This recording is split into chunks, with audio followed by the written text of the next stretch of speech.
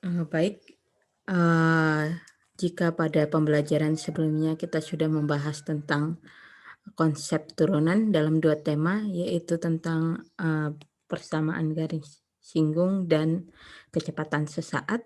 Kemudian kita sudah membahas tentang definisi turunan dan aturan dasar turunan. Nah, maka pada video pembelajaran kali ini kita akan membahas tentang, turunan fungsi trigonometri, dilanjutkan dengan turunan aturan rantai, dan kemudian kita akan membahas tentang turunan dari fungsi eksponensial dan logaritmik. Nah, di sini tujuan pembelajaran kita pada pertemuan kita kali ini itu adalah mahasiswa mampu menentukan turunan suatu fungsi. Nah, kita masuk kepada pembahasan yang pertama, yaitu tentang turunan fungsi trigonometri.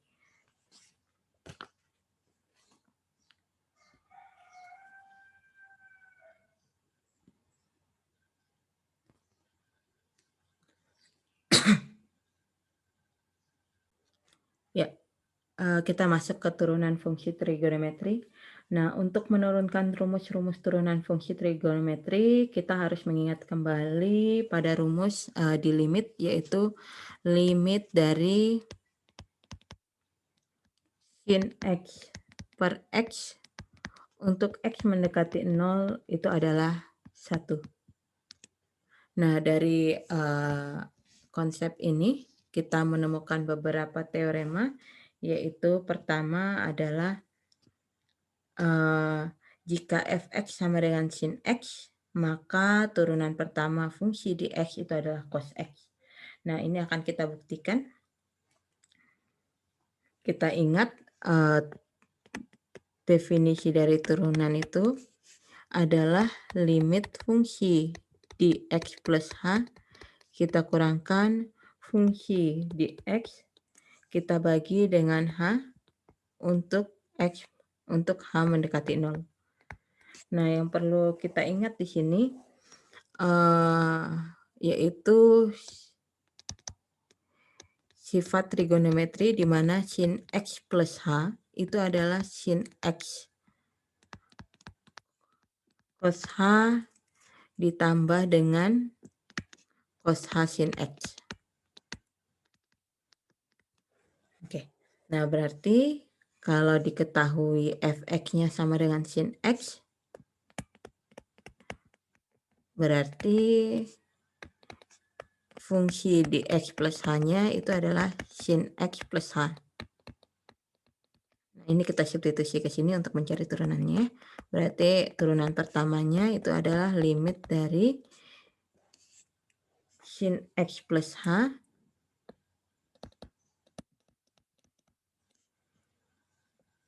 min sin x, kita bagi dengan h untuk h mendekati 0. Nah, sampai situ ini kita uraikan. Berarti sama dengan limit dari sin x cos h plus cos h sin x, ya kan? Kita kurangkan dengan sin x, kita bagi dengan h untuk h mendekati 0. Nah, sampai sini berarti ini bisa kita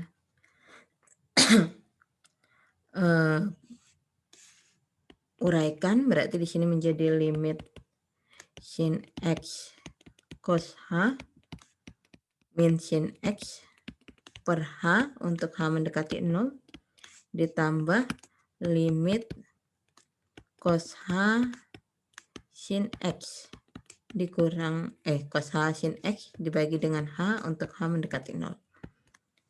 Nah, sampai sini baru kita lihat di sini karena di sini limit sin x cos h dikurang sin x per h sama-sama memuat sin, berarti sinnya boleh kita faktorkan ya. Berarti di sini menjadi, lanjutkan di slide selanjutnya. Berarti ini akan menjadi limit sin dalam kurung cos H min 1 dibagi dengan H untuk H mendekati 0 ditambah limit ini sin X ya, cos X sin H per H untuk H mendekati 0. Nah, karena di sini kita akan mencari limit dari fungsi untuk H mendekati 0, berarti sin X kita anggap sebagai konstanta. Berarti bisa kita keluarkan dari limit ya. Berarti di sini sin X limit cos H min 1 dibagi H untuk H mendekati 0 ditambah ini juga cos X-nya kita anggap sebagai konstanta karena dia tidak memuat H. Cos X limit sin H per H untuk H mendekati 0. Nah, kita ingat cos 2X itu kan adalah 1 min 2 sin kuadrat X ya. Atau dia juga bisa kita bilang 2 cos kuadrat X minus 1. Nah, sampai sini kalau cos H itu sama dengan 1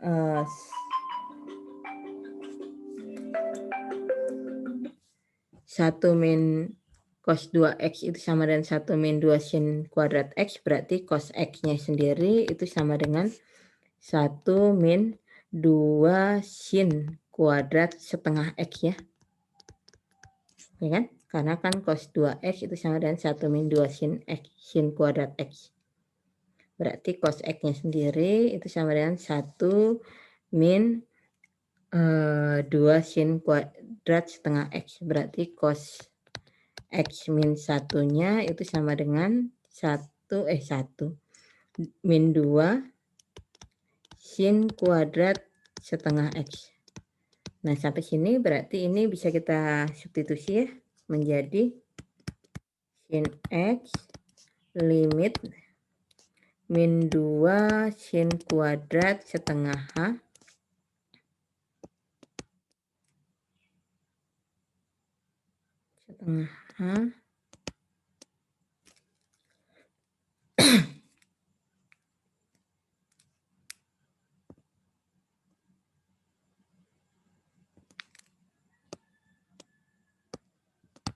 dibagi dengan H ditambah dengan cos X. Nah, kita ingat limit dari sin X per X untuk X mendekati 0 itu 1. Berarti limit dari sin H per H untuk H mendekati 0 itu adalah 1 ya. Nah, sampai sini, ini untuk H mendekati 0. Berarti di sini sin X min 2-nya konstanta, berarti bisa kita keluarkan dari limit ya, dikali min 2. Limit. Oke. Nah, supaya bisa kita gunakan konsep ini, berarti di sini kita buat sin kuadrat setengah H, ya kan? Dibagi dengan setengah H kuadrat. Padahal di sini cuma ada H saja ya. Berarti di sini kita kali dengan 1/4 H ya. Ya, biar ini nanti kembali ke sini. Kita tambah dengan cos X kali 1 cos X. Untuk H mendekati 0 ya di sini ya. Berarti sama dengan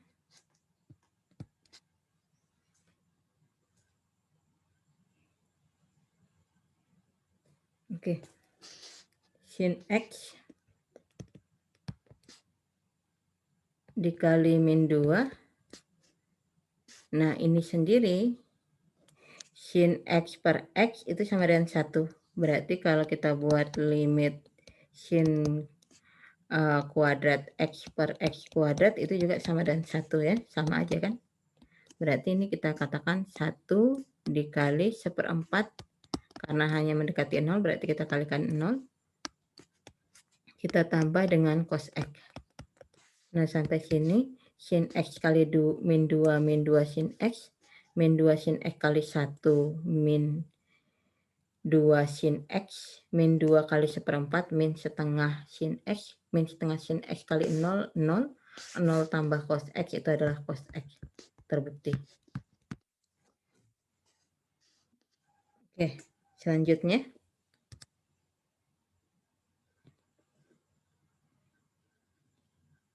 Di sini aturan yang kedua, yaitu jika fx sama dengan cos x, maka turunan pertamanya itu adalah min sin x. Nah, langkahnya itu sama.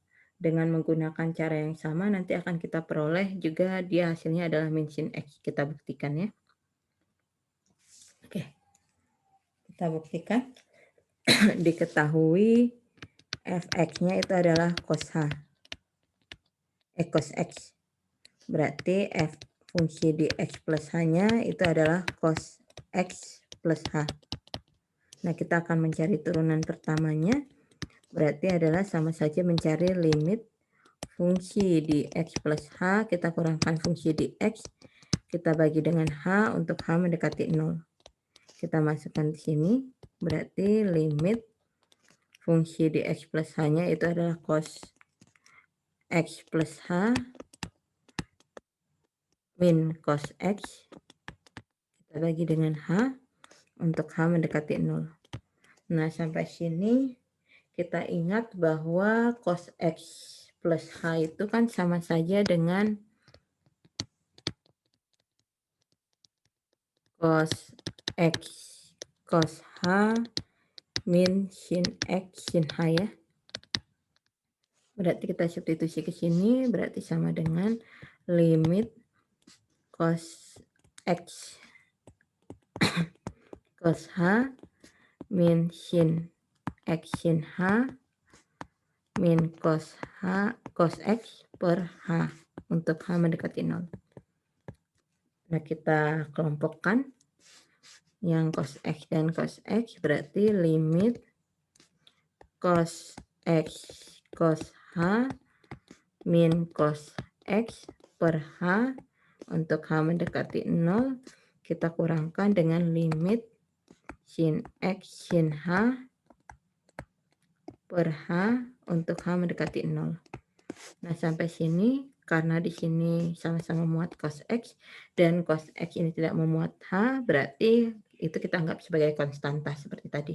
Berarti bisa kita taruh di depan, itu adalah cos X limit cos H min 1 ya berarti ya, per H untuk H mendekati 0. Kita kurang dengan, ini sama, karena tidak memuat H, kita taruh di depannya, kita anggap sebagai konstanta. Sin X limit sin H per H untuk H mendekati 0. Nah, sampai sini.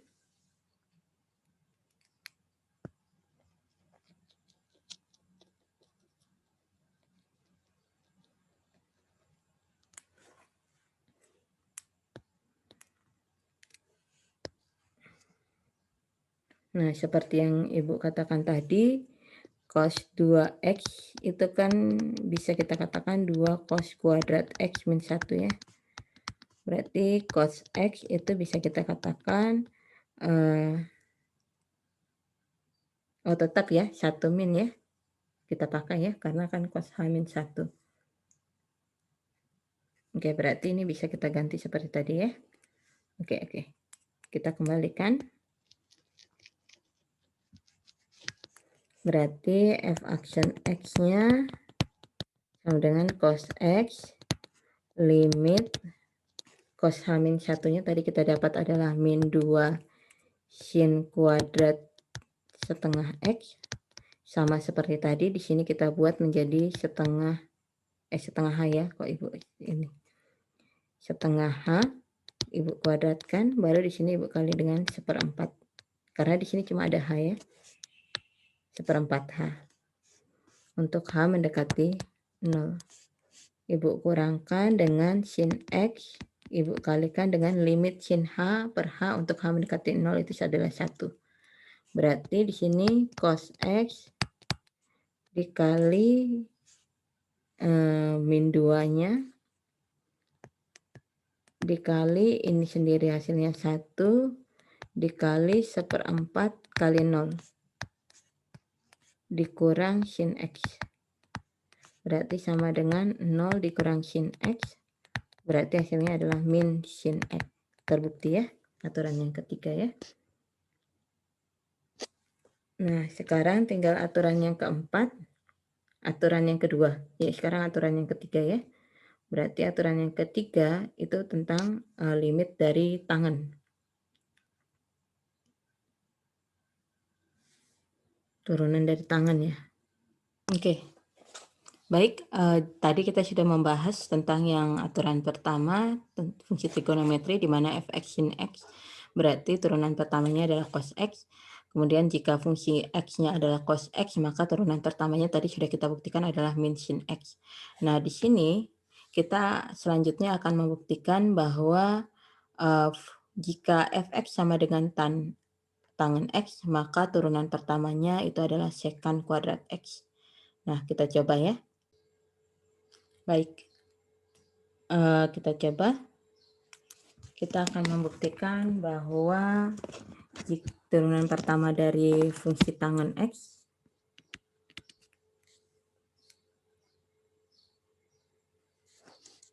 jika diketahui, tadi ya. Baik, tadi diberikan fungsi fx-nya itu adalah tangen X ya.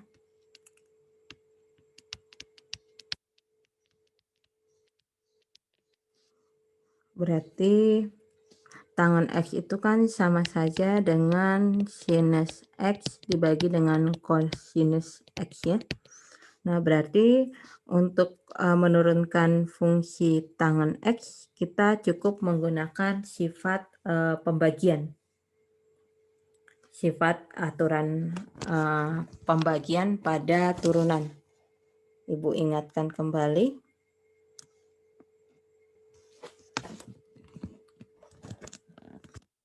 Jika diberikan fungsi f-nya itu adalah ux dibagi vx,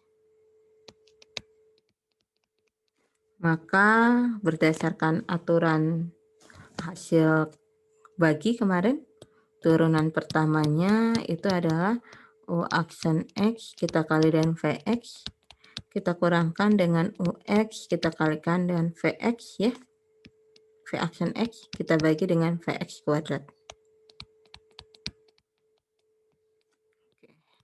Nah, berarti di sini kita peroleh ux-nya itu adalah sin x. Berarti turunan pertamanya sin tadi turunannya adalah cos ya. Kemudian Vx-nya itu adalah cos X. Turunan pertamanya itu adalah min sin X. Nah, berarti kita coba untuk menurunkannya. Berarti turunan pertama dari tangen X itu adalah U aksen X yaitu cos X. Kita kalikan dengan Vx. Vx-nya adalah cos X. Kita kurangkan dengan ux-nya adalah sin X. Kita kalikan dengan Vx, V aksen X, berarti min sin X. Kita bagi dengan Vx kuadrat, yaitu cos kuadrat. Cos X kuadrat. Berarti sama dengan cos kuadrat X ditambah minus kali minus kan positif ya. Sin kuadrat X dibagi dengan cos kuadrat X. Nah, berdasarkan sifat identitas pada trigonometri, cos kuadrat X tambah sin kuadrat X itu kan 1. 1 per cos kuadrat X. Kita ingat 1 per cos itu kan secant ya. Secant X ya. Berarti 1 per cos kuadrat X itu adalah secant kuadrat X. Nah, terbukti. Oke. Nah, untuk aturan yang lainnya, yaitu sifat yang keempat, di mana turunan kotangan X itu adalah negatif kosekan X, kosekan kuadrat X. Nah, untuk aturan yang keempat, kelima, keenam, silahkan kalian coba dengan cara yang serupa. Berarti kalian menggunakan aturan hasil bagi, aturan turunan hasil bagi ya. Untuk yang kotan X, nanti akan kalian temukan negatif kosekan kuadrat X. Untuk yang sekan X, turunan pertamanya berarti sekan X tangan X. Dan untuk kosekan X, nanti turunan pertamanya adalah negatif kosekan X kotangan X. Baik. Nah, sebagai contoh di sini Ibu berikan